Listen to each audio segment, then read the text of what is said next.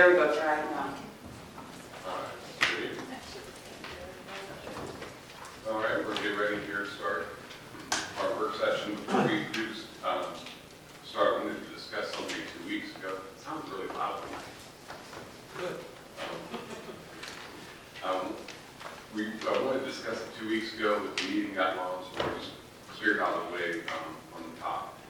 In 2019, the practice of doing public speaks was instituted for work sessions.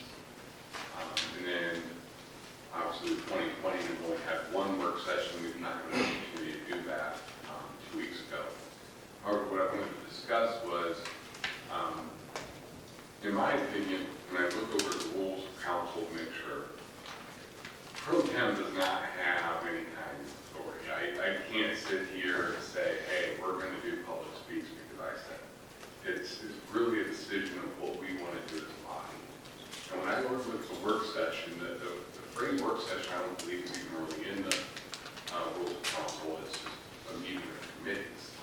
So what we do on these evenings is we have 9 individual meetings in quick succession with each other. We have all agreed to come together and have our meetings at the same time, and all that refers to council being present.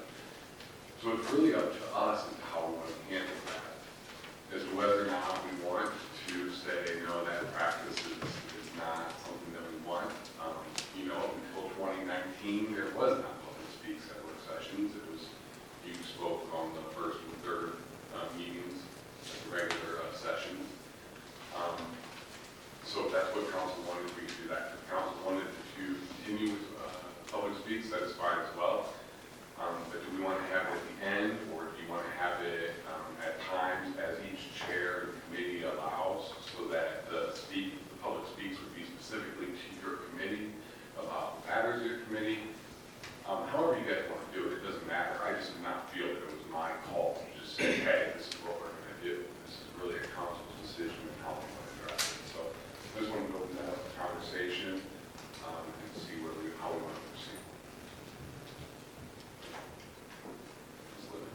I think I appreciate the input from those that take their time to come here to give us information or their thoughts on a specific topic that might be being discussed at that work session. So I guess I would be in favor of continuing to allow the public to speak at a work session. I guess I would prefer to be at the end to not disrupt our own conversations regarding the topics that are to be discussed at the work session. Just my opinion. I agree with being at the end, and I do think that they should be allowed to speak. But I think the end, especially because then they get to hear our conversations as to why we have an opinion one way or the other on an ordinance. So for them to speak first, we may answer their questions, or they may want to speak on something that we want to talk about. So I think being at the end, in general, is probably a better idea than doing it at the end of each committee. Because even with each committee, we make between like finance tends to back up quite a few committees. So you could say you have a health and welfare ordinance that also has a finance component, or vice versa. It makes sense to do everything at the end. Great. I agree. I think it should be at the end. Not all citizens that come at the work sessions have our packet, so they're listening throughout our discussions, and then they can either formulate questions and/or opinions at the end. Yeah, Mr.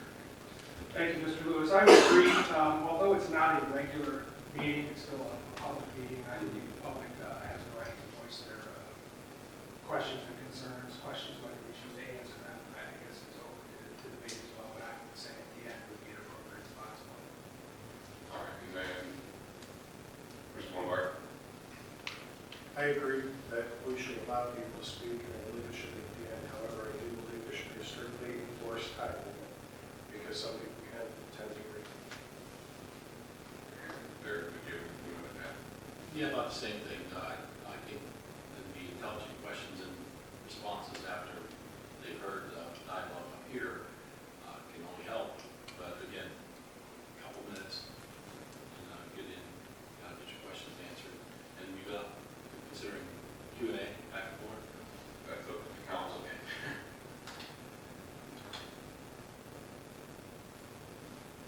starting Q&A, if we're going to do it, if we're going to answer questions, I think we need to be consistent and answer all questions. I don't think we should pick and choose what questions we decide to answer. So that's going to be a little mucky area that I think we need to think about if we're going to start question and answer sessions.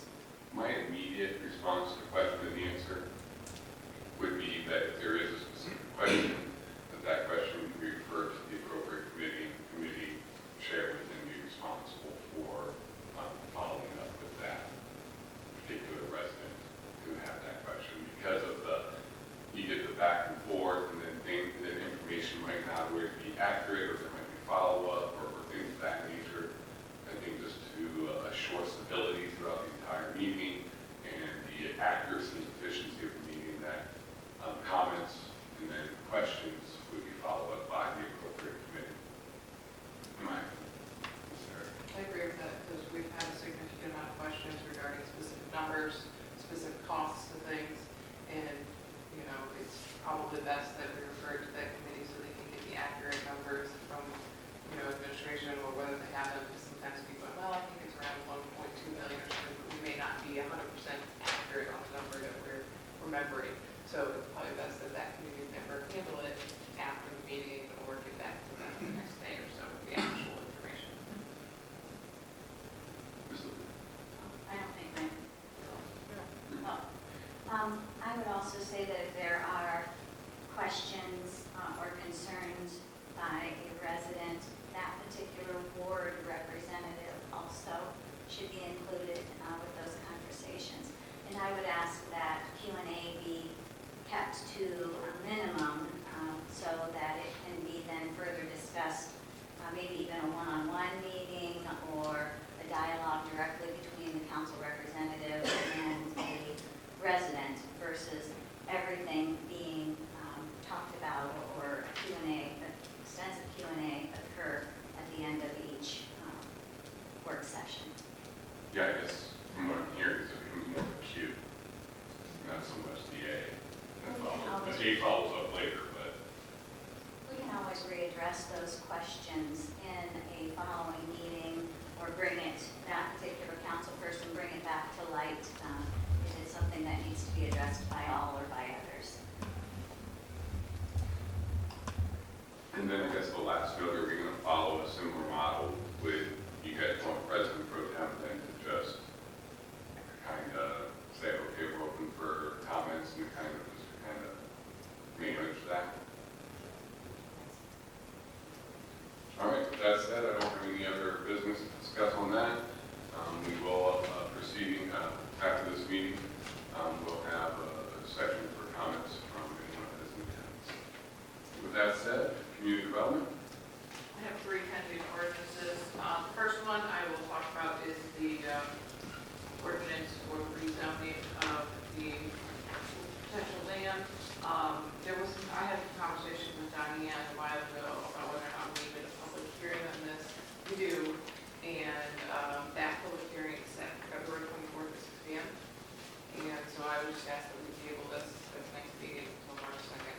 That would be the very next meeting after the February 24th hearing. And then that's all on that one. Any questions on that one? Moving on, obviously then we have the 2 Duncan Plaza ordinances in front of us. I asked that if anybody had any questions or concerns or continued conversation, that they contact me or the mayor to get some questions answered. Ms. Creamer did send an email out, and Lori did respond to your email today. Jill, did you see that? Would you like, we got too many mics on somewhere. Would you like Lori to come up and answer some, address them to everybody, that everybody has seen? Lori, if you could. Jill had a few questions. It looks like we have some answers. The first question was concerning about maintenance and upkeep. Most of them really concern the maintenance, the upkeep, and the cost of the maintenance, et cetera, how that maintenance is going to be paid for. Okay. Good evening, everyone. Yes, the first question is about the maintenance and upkeep and what does it consist of. Park and Rec is currently responsible for the maintenance and upkeep. The following services are contracted and paid out through Park and Rec. So mowing, the mulch, and the weed eating is all contracted through Hinder Associates. And then the fountain needs to be winterized and de-winterized, and that is through Whistler Plumbing. Park and Rec employees are responsible for the snow removal, and any maintenance to the lighting fixtures are done by the safety department, which is part of our streets. Any questions based on that?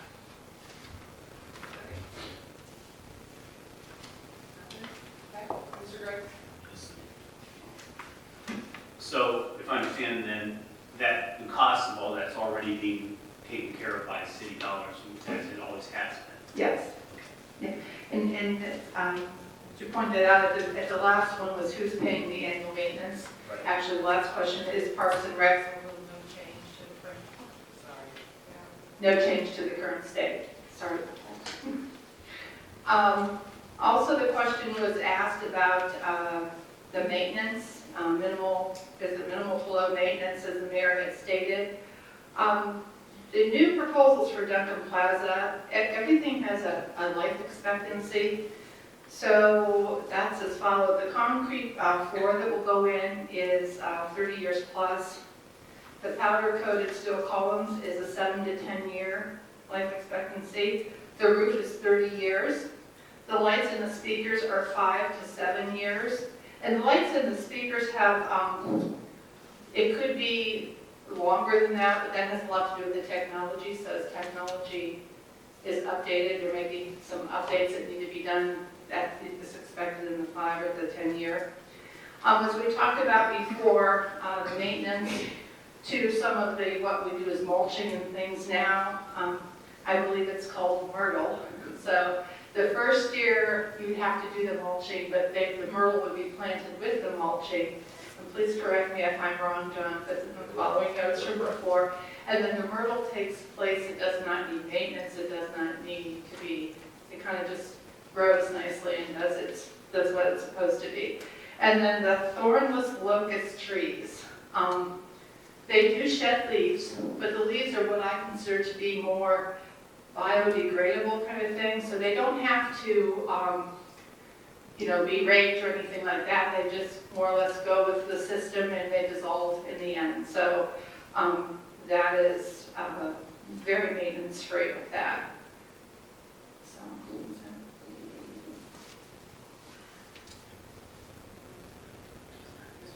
Just a follow-up to my question. So we feel that ongoing maintenance, how do we word this, either of the new proposals have an increase in maintenance costs for the city going forward.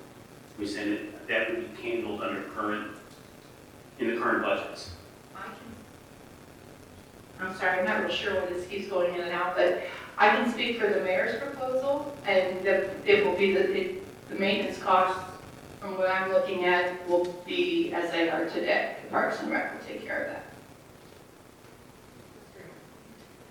Okay, so if I understand this correctly, the first 7 to 10 years with the mayor's proposal, Park and Rec will be paying for mowing, weed eating, and then mulch for the first year.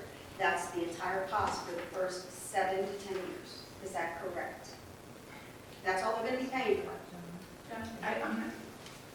Can you come up and help with that, please? Yeah, absolutely. I'm going to call up the expert. Okay. Yeah, the landscaping part of it, the myrtle and the trees, once they're established, the myrtle takes a year to 2 years to get established. Once it's in growth, nothing will grow. It even chokes out weeds in the flower beds. That's where that is.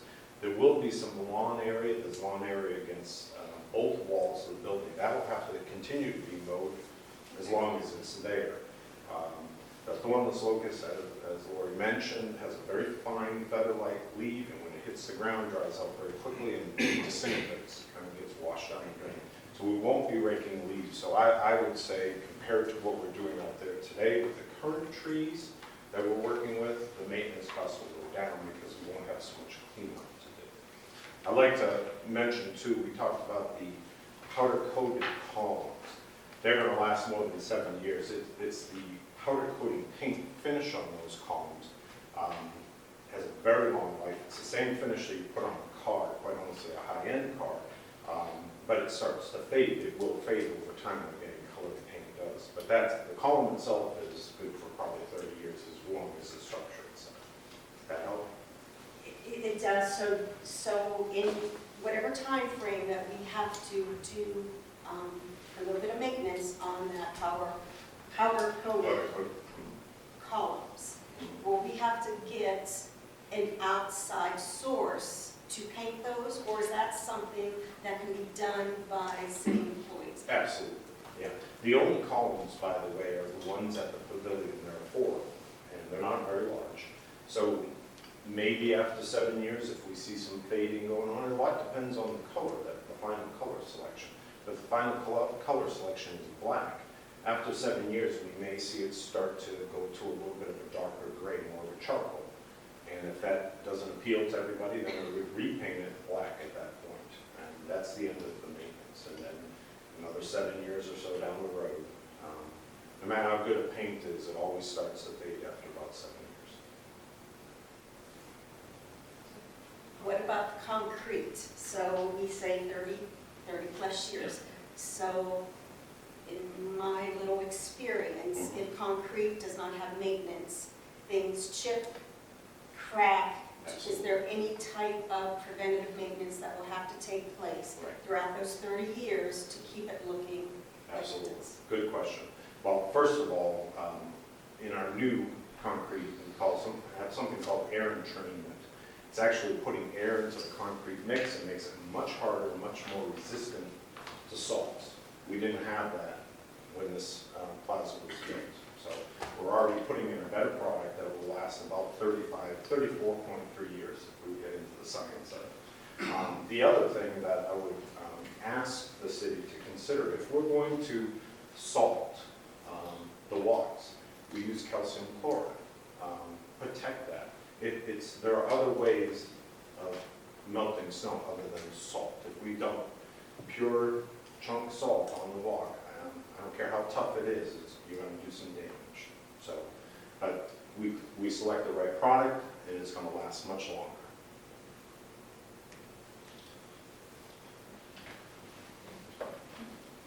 Any other questions or discussions about the Duncan Plaza project tonight? This is open for vote next week. Nobody else has any other questions or concerns? Mr. Lewis, I see some, and then Dave, and see if you want to address council as well.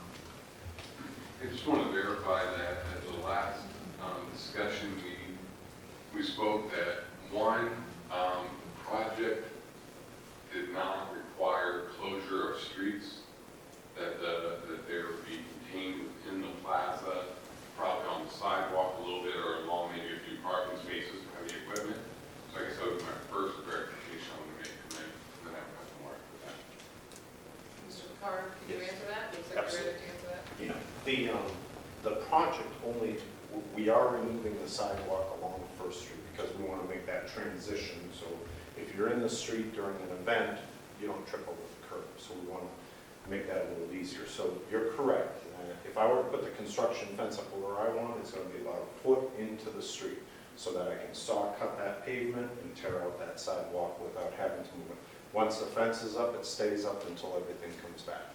So the street will maintain. Be looking at any major street closure whatsoever. No, we probably lose the 3, 4, 5 parking spaces on that side for the duration of the period, but the roads and the opposite side will be open. Mr. Lewis? And then with that fence, which is effectively closes down the plaza, from the time that fence goes up until that fence comes down, signaling completion, what is that window approximating to be? Well, the fence would go up as soon as we start demolition, as soon as we put a track hole into the ground. It would stay up probably till a few weeks, right up until we're ready to fix that pavement that we cut up. So it would be pretty much for the duration. I mean, like, so the project, actual construction of Duncan Plaza, is that 6 months, 4 months? Yeah, it is the schedule that we put together. We start potentially 8/31, and we finish April 12th 2020. Also, maybe through the winter months. Yeah. Okay. Well, because that's been a big piece, people in the community have been discussing, I'm hearing, oh, the Duncan Plaza will be closed for 2 years. And it's looking like it's primarily going to be about 7 to 8 months maybe, and most of that time will be during our less enjoyable weather. True. Yes. And then the excavation of Duncan Plaza, you mentioned that it wasn't going to be extensive as far as going deep. It was going to be more of a superficial layer carve up. Can you describe that a little bit more? Yeah, basically the walls, we're building the walls you saw in all the renderings, will have a dry stone foundation opposed to pouring concrete into the ground where I've got to do a lot of excavation. I can do that with dry stone. All I'm trying to do is keep them from heaving from frost. The only deeper excavation is for the pavilion itself. It will have, again, 4 columns, 4 column foundations. So a lot of the underground is pretty shallow, and that's better design, less problems with frost in the winter. We're in northeast Ohio, so we have a lot of frost issues. So we're trying to avoid those with these walls. Do I recall that you believe then that most of the excavation shall remain above existing utilities that may be running through that plaza? Yeah, that's what we're hoping for. Again, we have done water research on all that. We know where they are, but we're not 100% sure what heights they are. But we feel that everything's going to be, will be lower. Water lines, that type of stuff, way under it will be.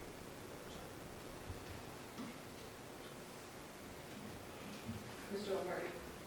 Someone raised a question to me about the old buildings that were on that property originally, that their basements may still be in there and not filled in properly, and they were concerned about, once we start digging, we end up with the same problem we ended up on Lincoln and Canal Place.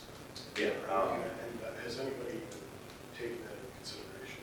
Yeah, at this point, quite honestly, looking at the plaza, although the concrete is failing, I don't see a lot of sinking. And that plaza's been there a lot of years now, so if there was a rotting building underground, I think we would know about it. We're working on the operations center for the Massillon High School, and one of the floors in the middle of that old building is sunk. And if you look at the floor plans, you see the old house that they said was demoed out. Well, I can bet you it wasn't. All the wood framing was there. So yours is a good point, but we really don't see it out here. We don't see any big sediment that would indicate something is moving around. So obviously, during excavation, if we find something, wood, trash, whatever, that all has to come out of the ground. We can't leave that behind. So hopefully, when the plaza was built and this building was built, they did a good job of cleaning up and taking care of it. At this point, we don't really see it as a concern. Any other questions or concerns? Mr. Bailey, I saw you wanted to address council.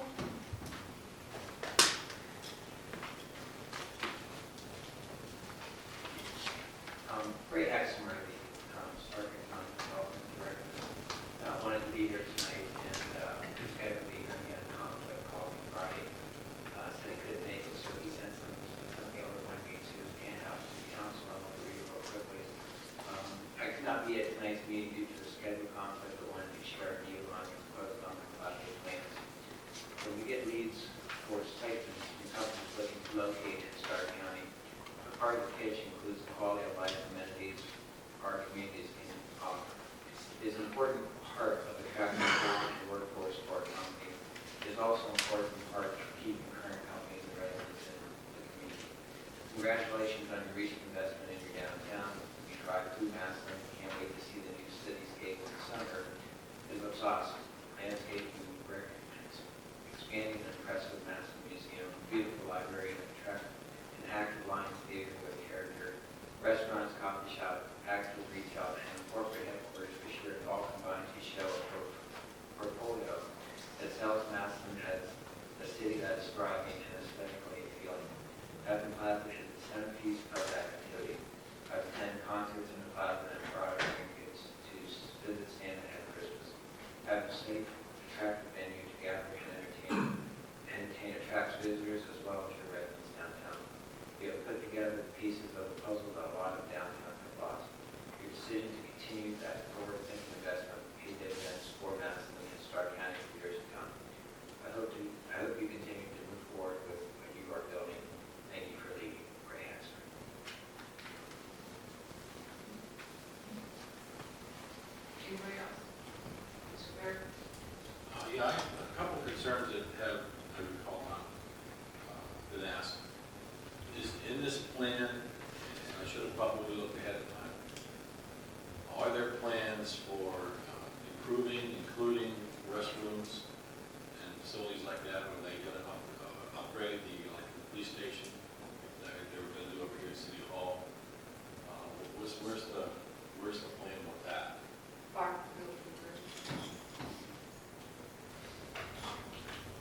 Good evening. Yes, this council last year approved for the ADA compliant restrooms and remodeling the restrooms in the first floor of the police station. The council approved first the doors to that building, the doors to this building as well. The restrooms are going to be a larger project that council approved for us to hire the engineering and architectural work to be done and then to go out to bid. We received the drawings and all of the schematics that are needed to go out to bid last week. So our engineers will be putting that packet together and we'll be going out to bid and then finding a contractor to do that project. So that has been approved by this council and has been on our work schedules. And that project is separate from the Duncan Plaza project, correct? Yes, that's correct. That's to get us all compliant with the ADA requirements. We're not ADA compliant. So no matter which plan we go with, the restrooms and facilities like that are going to already be taken care of. Yes. Anybody else? Okay, this is up for vote on Monday. As was pointed out to council, this has been a project that has been in the works since 2017. The administration has worked very hard on it. I see a lot of positive things coming to the city of Massillon by upgrading the downtown Duncan Plaza. We can get the concerts off of Lincoln Way, which we've had some major complaints about, with closing down Lincoln Way. It brings more people to the downtown businesses. I've heard questions about why not take it to Stadium. Why don't we do Stadium Park? But I think it's a good idea to have big activities and concerts downtown because a lot of people like to make a day of it. They go to dinner, they do some shopping, they go to a concert. Stadium Park doesn't have that availability of restaurants and businesses nearby.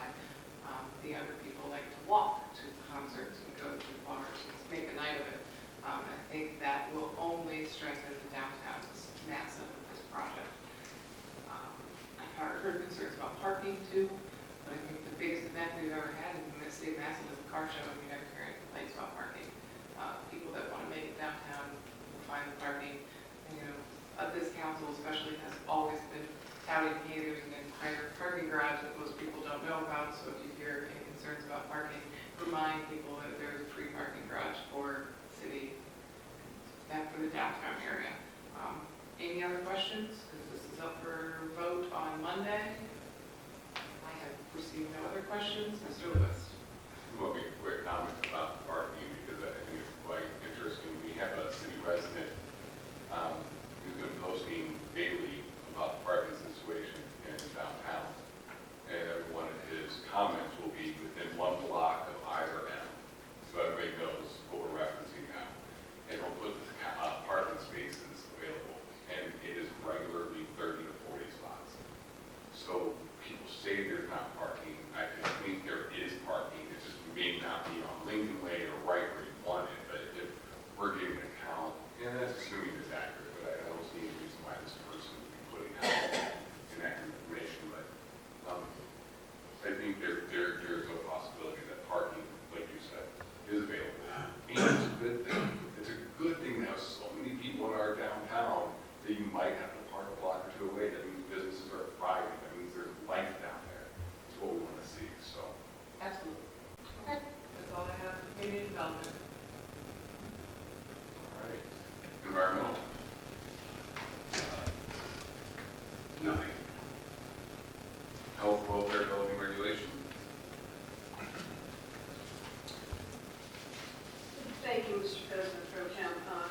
We had our meeting tonight at 6 o'clock. Very well attended.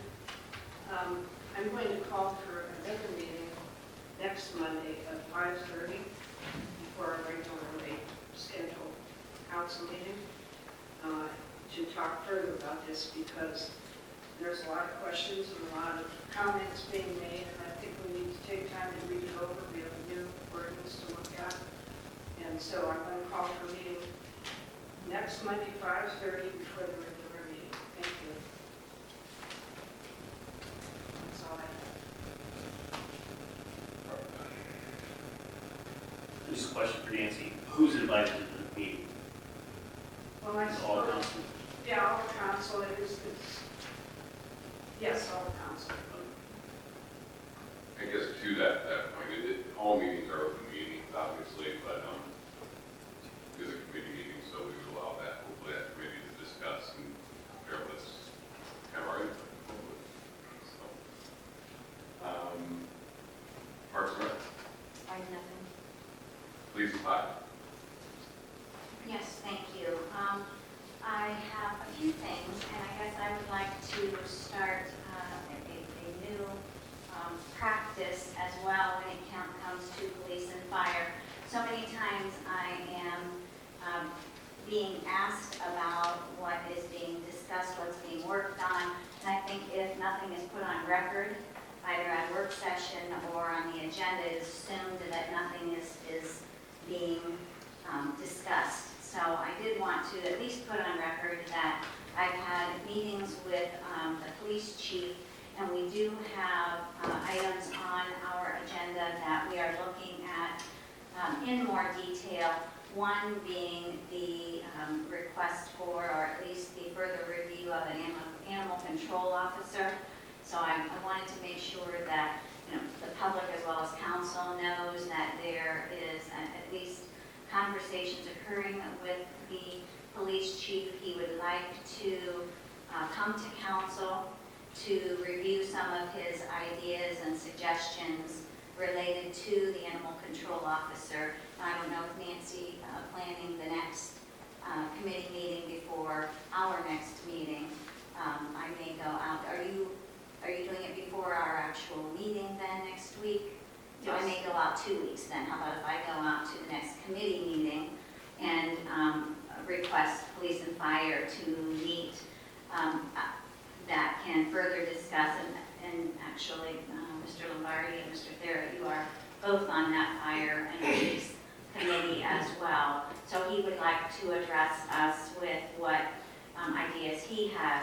I'd also like for all of council in our regular committee meeting to hear from our sheriff's office and what is currently being done by our dog warden. I know that we've talked about doing this in the past, but I don't think we've really completed that task, and especially with so many new council members reviewing how these types of situations are taken care of through the Massillon Police Department, and then if there is a referral being done to the dog warden, how they are handling things. That way we'll have a good base on how best to proceed from there. So I'll request a meeting for our committee 2 weeks from tonight, and I don't know if 5:30 might be too early. Okay, then we'll go with 5:30 for that police and fire as well. Again, all of council would be invited. That being one item that needs to have further discussion, but I will also say that when I am getting calls from the community regarding speeding, I'll say, in many of our, particularly 2 of our neighborhoods, but many of our neighborhoods, we're looking at what might be some remedies to address speeders in our 25-mile-per-hour neighborhoods.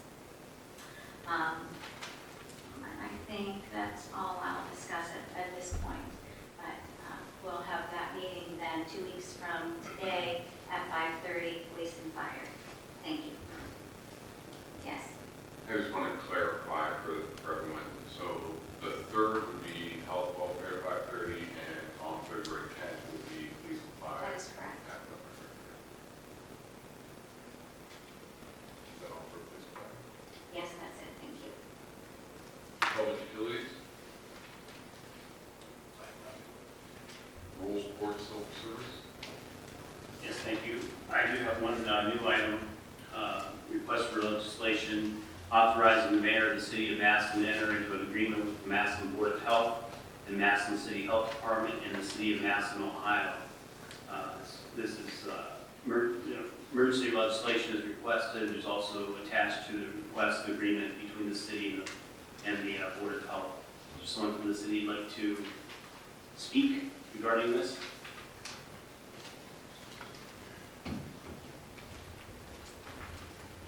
This is a simple contract for the city just to continue, Right. oh, I'm sorry, for the city to continue to fund the health department through the Board of Health.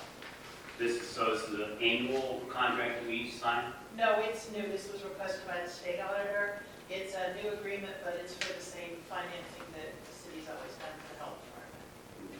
Which is a new agreement being put in place. Yeah. To formalize what we've done in the past. Exactly, to formulate that, we're going into an accreditation work, and that also will help with the accreditation board to show how we're financed. A little more formal. Thank you. Any other questions, comments? All right, I'll put this on the agenda for Monday. Thank you. That's all I have. Streets, highways, Brett?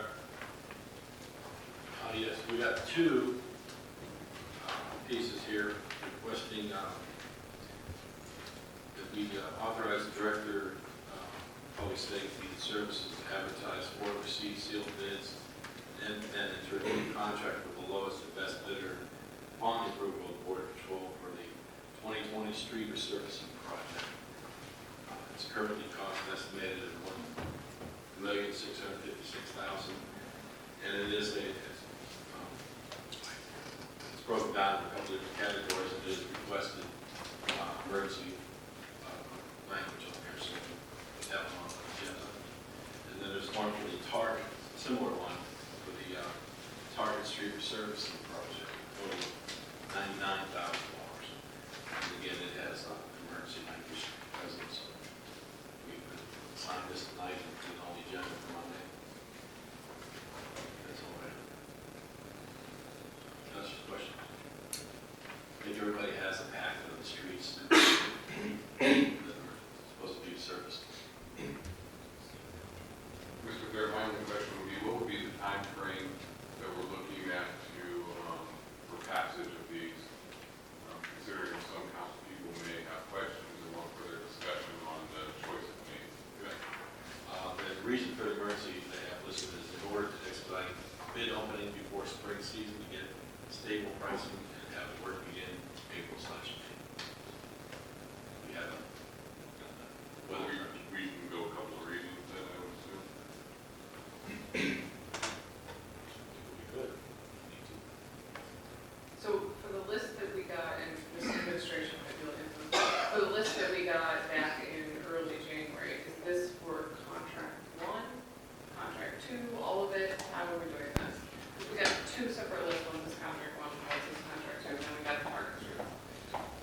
So this is, I'm assuming this is just for contract 1? Good evening. Yes, contract one. Contract one, the streets were listed out there, and then the target streets was separate. We're looking to get emergency legislation through. I believe City of Canton just bid out one, Green just bid out theirs. Perry Townships is coming soon. So the longer we wait, especially now since we're also looking at a contract 2, getting hopefully certified by the auditor here in February, which is another $2 million. It's over $3.5 million worth of work. It'll be the most we've ever done in one session of resurfacing or paving. We do have 3 or 4 paving companies in the city limits, but it starts as all these other townships and cities start filling up their schedule. Prices will go up, and the time frame of getting it done will go up. So. And the next question was going to be when was contract 2, so we're hoping to see that February, March, before. I think last I was, in the last meeting, I think we're looking at probably mid-February. The auditor has to certify it, but I think she wanted to give it 3 to 4 weeks, and that was a week or so ago. So we're looking at mid-February, which would not be, the earliest we could bid it would be first, second week of March, and that's with emergency passage. So but we want to get this one out as soon as possible. Honestly, to beat the other cities, townships, and contractors that are hungry for work right now, and that are trying to fill their schedules. So. Any other questions?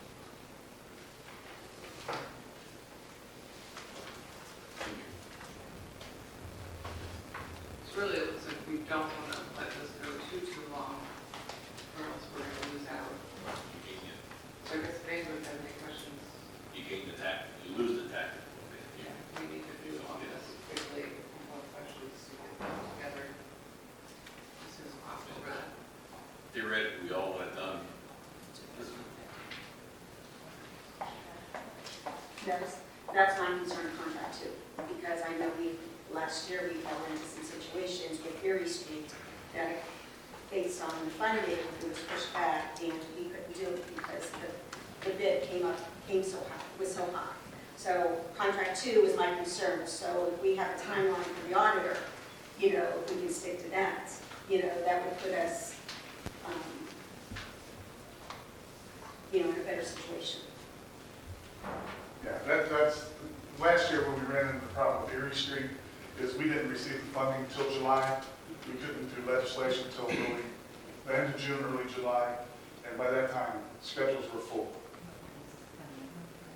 This funding, this is city funding. This is city funding, so, we're just trying to get the auditor to recertify those additional funds. It's from the city. If we can get it going in March, we don't see an issue with getting that done before the end of the year.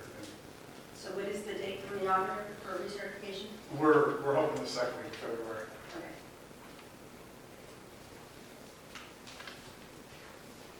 That's all I have. Well, if there's no further questions, we'll put it on the agenda. All right, now finance. First, I will say, full business we do have the appropriations still before us, that is related to the Duncan Plaza. It'll obviously move in conjunction with whatever decision we make on Monday. New, please prepare legislation to appropriate from the unappropriated balance of the insurance fund. It's a total of $7,500, and this appropriation is needed for retirees' life insurance and COBRA insurance. We just have to pay it in invoices in a timely manner. Are there any questions or discussions on this? There is emergency language associated.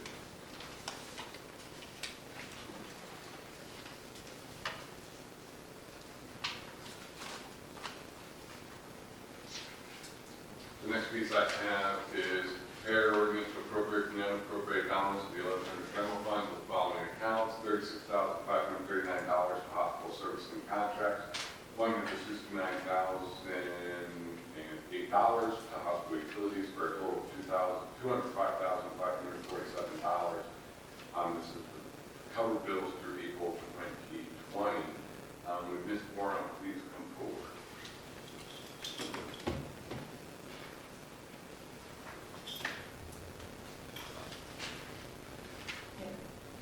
Could you please just give us a rundown of related expenses? Okay, the services and contracts and the hospital utilities. The utilities are basically the utilities that we pay. It's the Dominion, AEP, some Warner Cable, Aqua Ohio, and we've tried to estimate that through the next 4 months to give ourselves some cushion to pay those bills as they come in and as we transition the hospital. And then our services and contracts, we do things through, like for our security, which we will be paying through this time, and also any maintenance that might need to be done with things such as the elevator and any maintenance to the property. So that is what is in there. And our current estimates, without having your exact numbers in front of you, put us at approximately still 1.2 million or so to be good. As you know, I always send an email out, which I will, because I do not like to quote numbers when I am not looking at the auditor's VIP report, so I will send that to council in the next couple of days. But yes, I would say, Mr. Lewis, you are close to what our estimate still would be. We'll look for those numbers and hopefully we'll have them by next Monday. Just to be clear, what that is every time Ms. Moran comes and asks for money related to the hospital, we ask her to give the estimate to the good, meaning the revenue that the hospital generated from selling off of properties or other real goods, generated so much money, and we are still spending that money. We have not outspent what was generated. So we just ask to know kind of where we are. All right. Any other questions related to this? All right. Thank you. Next piece is please prepare an ordinance to appropriate $18,938.50 from the vacant foreclosure deposit fund.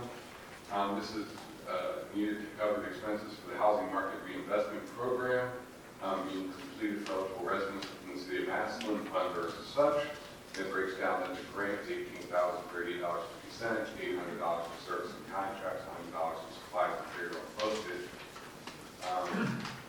to allow for timely implementation of the 2020 HMRP program.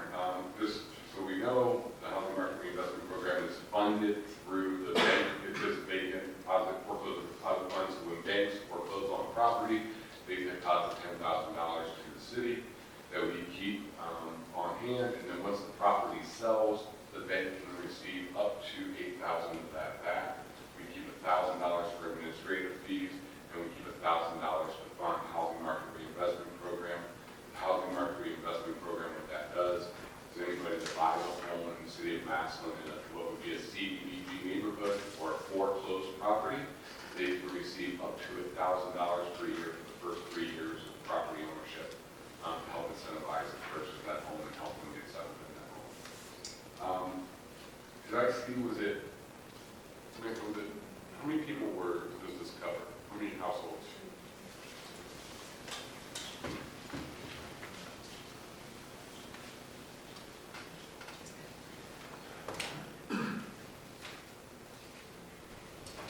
So for 2019, we had 62 applications received. 31 of those were qualified applicants in the target area. Some of those were foreclosure purchases, 24 were ineligible. So we had 38 total awards in 2019 for a total of $23,637. So, I'm sorry, 38, was that the number? So, okay. I was curious, 38 homes, what that means is 38 homes received, and that's about average, isn't it? We usually hit around 30 or so per year, or is that? In 2018, I think we had a few more. We actually had 74 in 2018. Recipients? Yes. So they averaged a total of $418 a piece. Last year, we averaged $622.04 to the homeowners. So there were more recipients in 2018. Yes. Can I ask what made those that were ineligible? If they applied and they did not purchase a home in the target area or a foreclosed purchase, then they would be considered ineligible. If their house was just a transfer, it was not a purchase, that would make them ineligible. But the majority of those houses, they applied thinking they were in the target area and they were not. We go through and verify each property. With the applications that we send out, we do include a target map, but it is kind of hard to read. So the majority of them were not in that target area. Thank you, Mr. Lewis. Is there income eligibility for the recipient? There is not.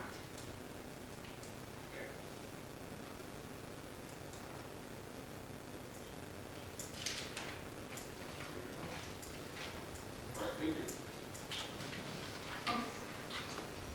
Then we have one transfer. The transfer is we, in Health Department, reducing state salary health by $10,509, putting it into service and contracts. And this is the amount for medical director salary for 24 pays. The new medical director is to be paid by contract from our service and contract account. Any questions?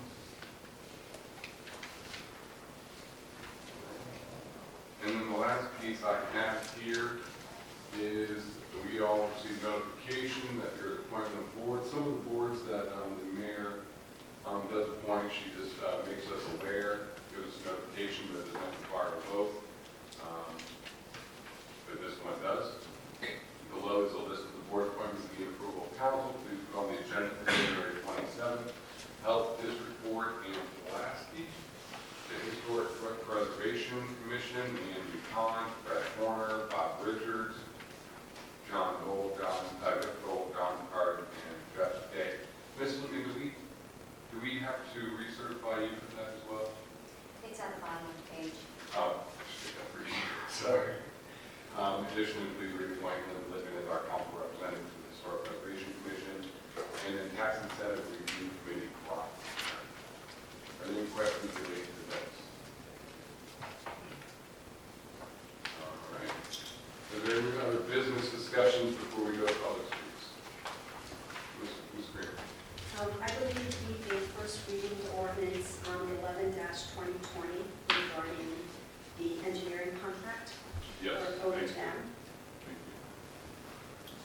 you have a specific question, is that why I pulled that up? I do. All right, go right ahead. So this renewal contract is for 3 years, 2020, 2021, and 2022. So that's the next 3 years. I know prior to OHM, we did have, I don't know, position director of engineering or lead engineer. I'm just questioning, would there be a cost savings? I know we're going to have outsourcing certain projects and certain certifications and sign-offs. But would there be a cost savings if we start going down the path of having our own engineer like we did previously?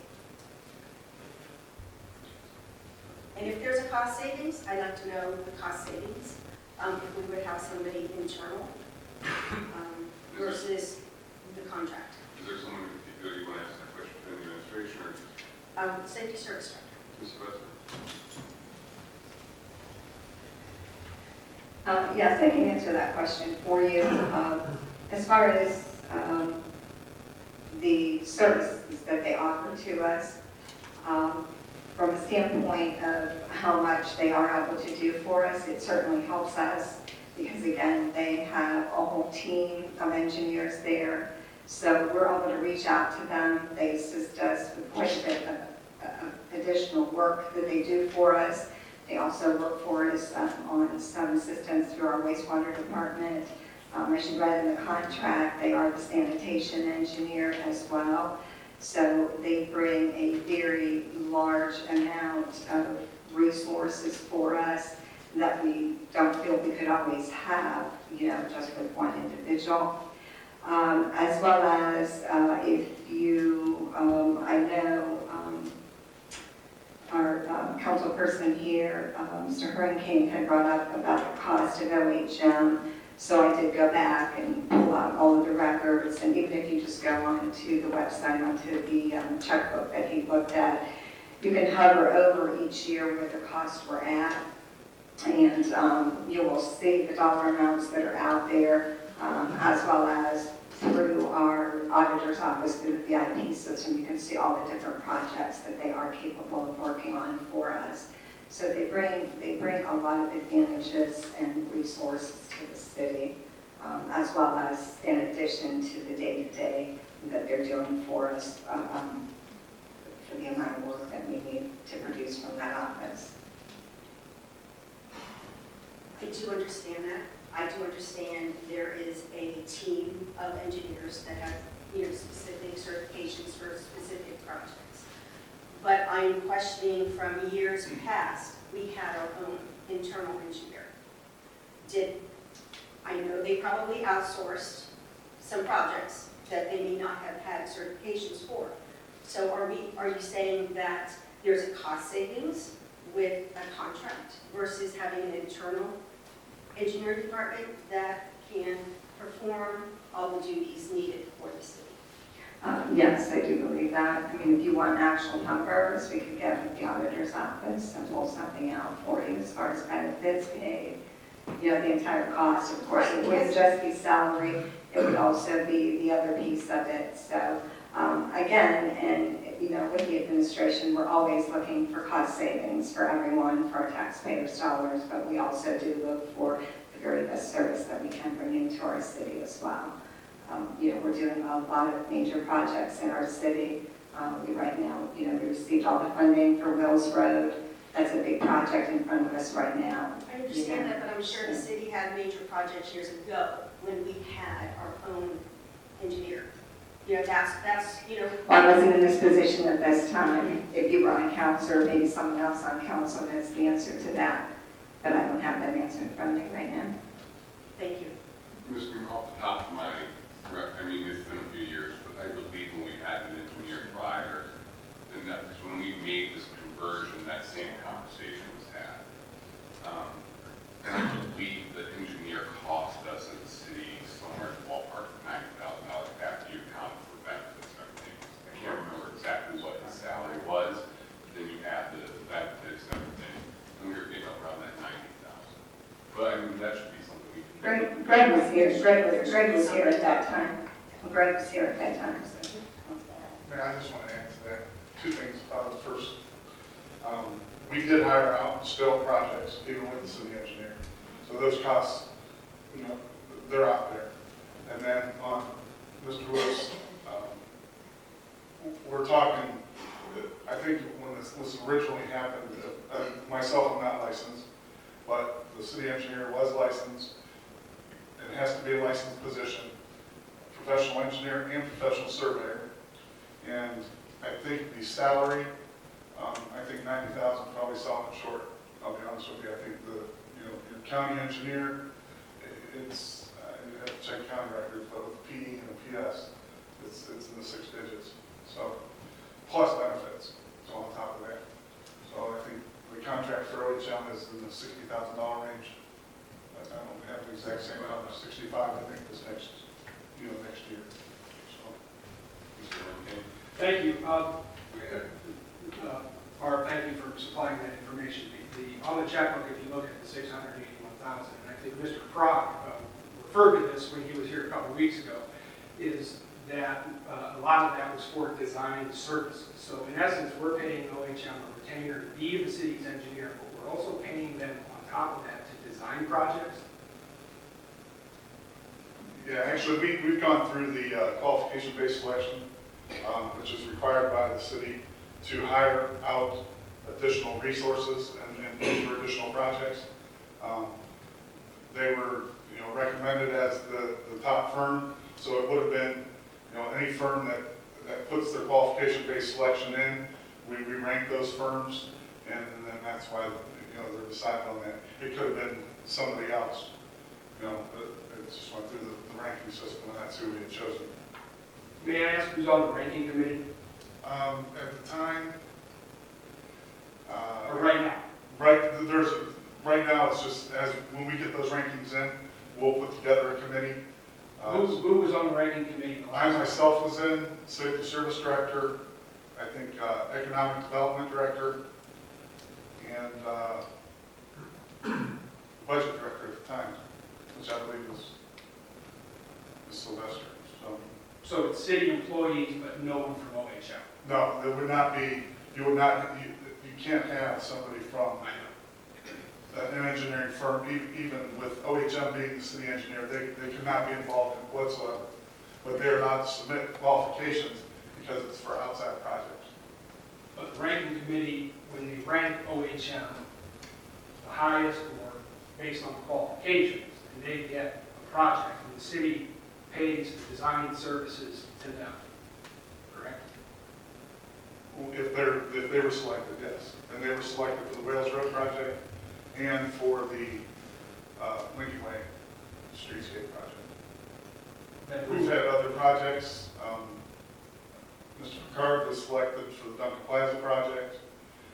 We have different, I think the treatment plant does use CT. They use different engineering firms.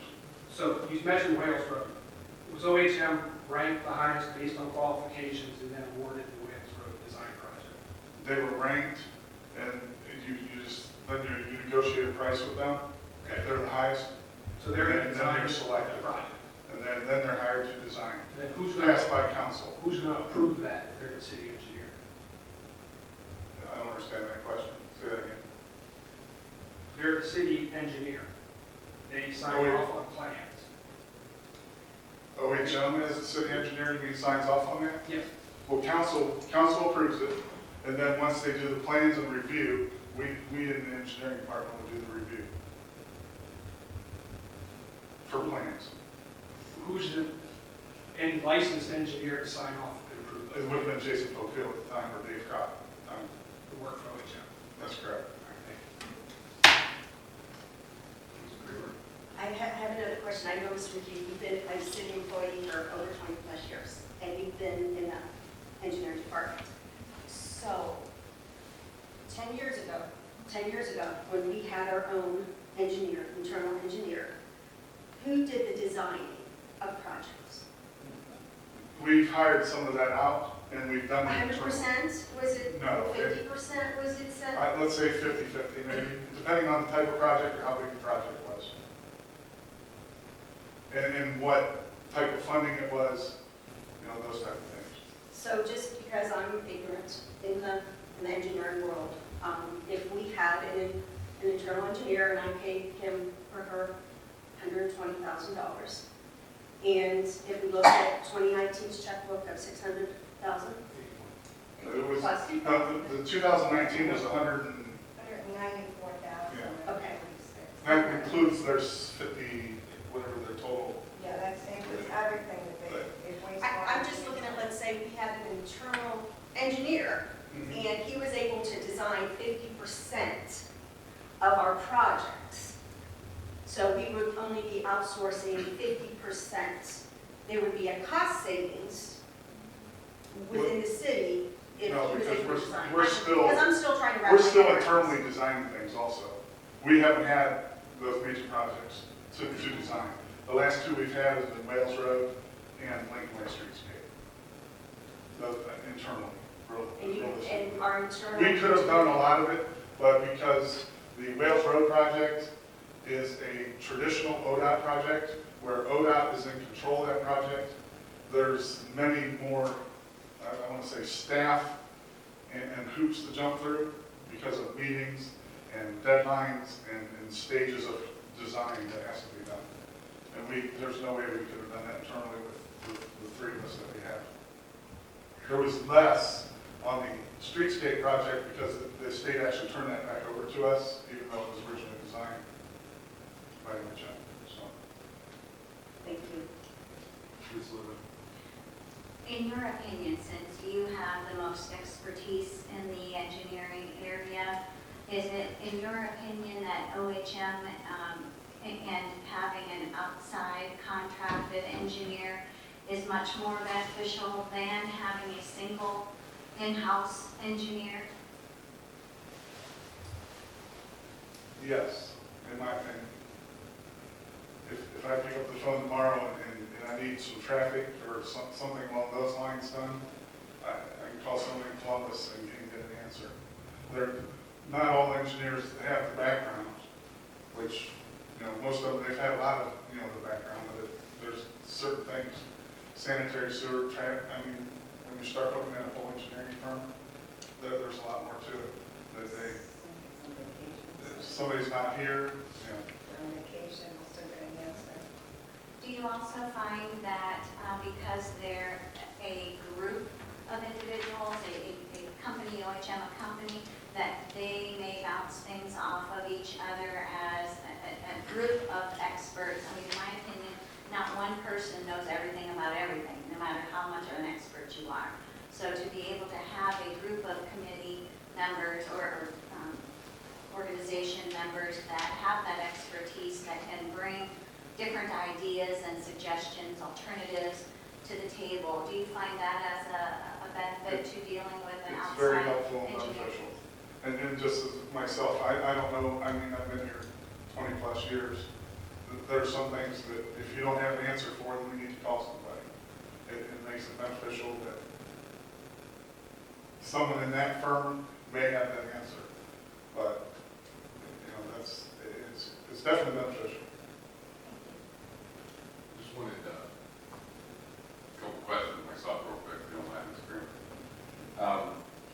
So the projects that we outsource design services to recently are Duncan, Streetscape, Wales Road, what else?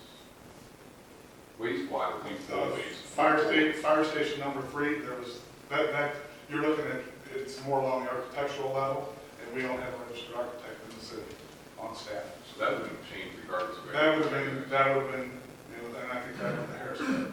But same with Duncan Plaza out here. Yeah. It's more along the architectural trail.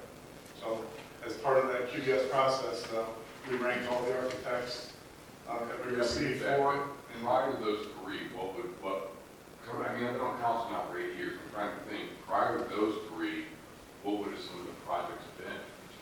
I think Millennium Boulevard went to, I want to say Hammond Tree and Associates.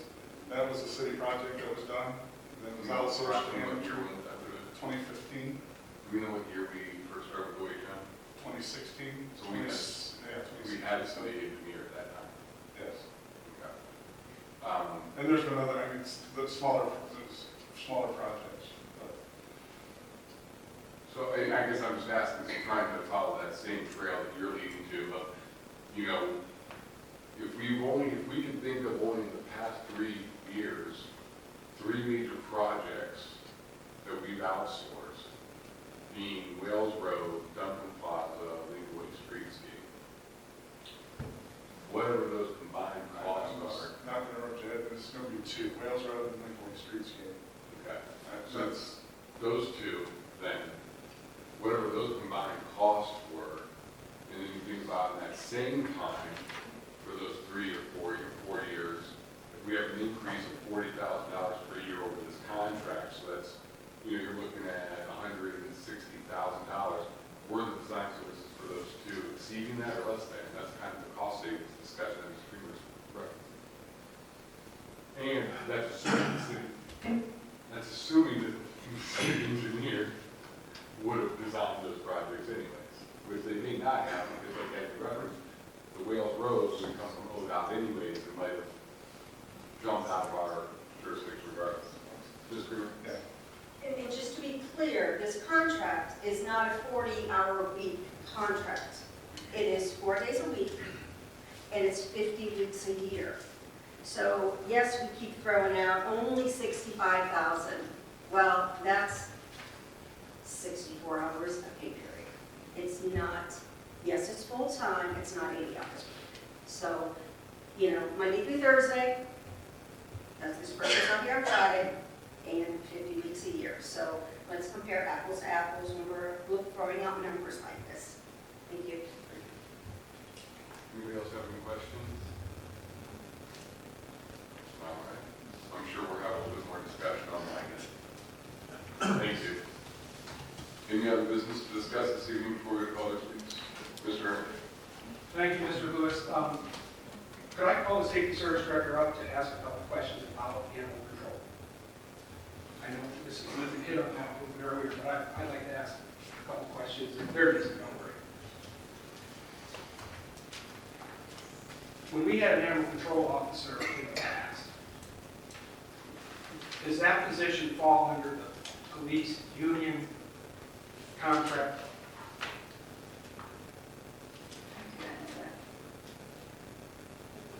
No, in the past, I do not recall that it had. Okay. But Ms. Lippin seems to be. Well, it has fallen under the police department in the past. So they were actually a certified officer, and just because she, in this situation you're referring to, had the additional qualifications and desire to serve as an animal control officer, she was also a certified police officer, my understanding, from conversation with the chief. I guess that was my other question. I can get those answers for you. Okay. I would just like to comment that when we look at this animal control issue, I think we need to keep an open mind because I think this is something that is very important to the residents of the city of Massillon. Those of us that went through 2 campaign forums in the fall, we were asked this question each time. There's been coverage in the newspaper about it. And whether it is a uniformed police officer or whether it is an administrative position, you know, within the mayor's department, or whether it's a contracted animal control service company that wants to provide services in addition to dogs. I know we contract that with the dog warden, but I think we need to take a look at all the options for dogs, cats, basically any other nuisance animal in a wholesale fashion for safety, for neighborhoods, for livability. I mean, there are neighbors, and there are probably some that are in this room, whether you're on the east side, southeast side, west side, that have had issues like this. I think this is something very important that I would encourage us to take a wholehearted look at. I appreciate Mrs. Lippin for getting the ball rolling on this. I look forward to the meeting in a couple weeks, and I hope that sometime this year we'll be able to provide these services back for our residents. Thank you.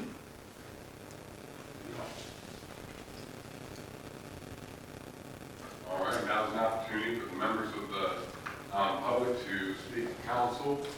If you do have a question for city council, we're more than willing to take that and refer it to the appropriate board or committee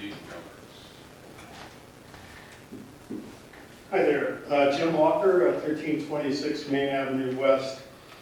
I've spoken here before on a couple of issues, reopening of station number 3, you might remember those of you who've been here maybe 3 years. And animal control, actually about 4 or 5 years ago. I'll give you a brief personal anecdote, and then 4 bullet points that I'd like you to try to keep, along with all the other things at the top of your thoughts in considering animal control. Geez, why do these phones go off so fast? My personal experience is that in the December of 2015, I hand-delivered a 4-page letter to our mayor, which documented 9 dog attacks that I had walking my dogs from on the north end, Lincoln Way, out to 23rd, and the west side, south to Overlook, and east to about 9th Street. That's a lot of blocks. I don't know how many of you walk a lot of blocks around your neighborhood with dogs, but I was out there twice in the morning, twice in the evening. I gave that letter to the mayor, 4 pages. I told her how the police department had told me that they will not respond to dog calls. And they, of course, have a little bit of a bitter thing from the loss of Vicki Davis, and they don't want to mess with it, and then call the warden. The upshot of it is a lot of the residents in our city do not know what to do about, for example, the dog that killed my dog a year ago, July. Don't know what to do if they see a stray in their backyard. They put a sign out by the street, dog found. They really don't know what to do. So anyway, the attacks continued. One of my dogs, a husky mix, was attacked by 2 pit bulls in the alley across from my house. She lived and died about 2 years ago from her injuries finally. And then in July of 2018, my little beagle mix, Lulu, was killed by an Australian cattle dog, which was loose, had attacked somebody in Canton 2 months before. The owner of that dog was arrested and charged in Canton, but not in Massillon. Why not in Massillon? Because our police do not enforce the dog ordinances. Bruce White, I have an email stating from Bruce White, I don't know if he's still there. He said, clearly that's a valid ordinance, but it's no longer enforced because we don't have animal control. So my injuries, I wrestled the dog on the ground, $27,000 of injuries, and I won't go into the details, you wouldn't like them. But if you've ever wrestled a dog like a pit bull or an Australian dog in the street, you will find out that you need animal control.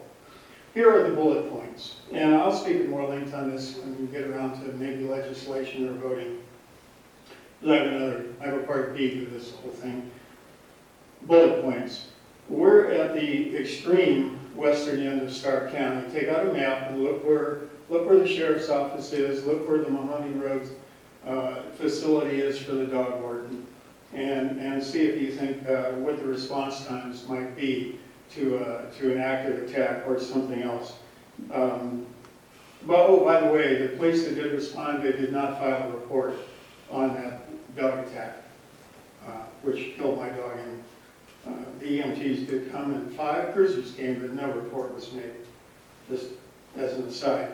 Second bullet point, I gave Ted a graph there with a trend line on it on dog attacks since 2013. I took the data that was printed in the paper and made you a graph of it. Picture's worth 1,000 words, so I'll just let the picture do the 1,000 words. And of course my phone shut off one more time while I'm talking. Let me just get it back real quick. And the third bullet point, there are only 2 dog deputies for Stark County now. Phil Sedlacko and John, I forget his last name, were retained by the Sheriff's Department because they had law enforcement training. All the other dog wardens were let go, so now instead of 4 or 5, we have 2 for the county. Because I asked Phil not too long ago, at his funeral for his father, I said, well, how is it going there with the other deputies doing dog calls? He said, they just call me. So it's down to that. And again, I'll just mention that the owner of the dog fled. There was no action taken against him because A, he was not charged in Massillon because we don't enforce the dog ordinances, valid but not enforced. and there was no report written, no arrest made. He fled. He's in West Virginia now, so my attorney can't get to him. And the landowner, which is the part B that I'll talk about later on, the man who had the rental property, his insurance did pay a little bit for the hospital bills and my attorney fees and things, but the person who had his dog attack a couple of people in Stark County just left because he wasn't charged for this one. Thank Mr. you. Walker, if you could, maybe about 30 seconds to a minute, try to wrap this up. We try to keep this under time. Thank you for your time. That's what I was getting to. I need you to sign the sign-in sheet up there, Mr. Walker, please. Sure. And I will also say Mr. Walker has been here a few times and has been a strong advocate for this, so it's nice to see him still out here championing the cause. Is there anyone else who would like to speak?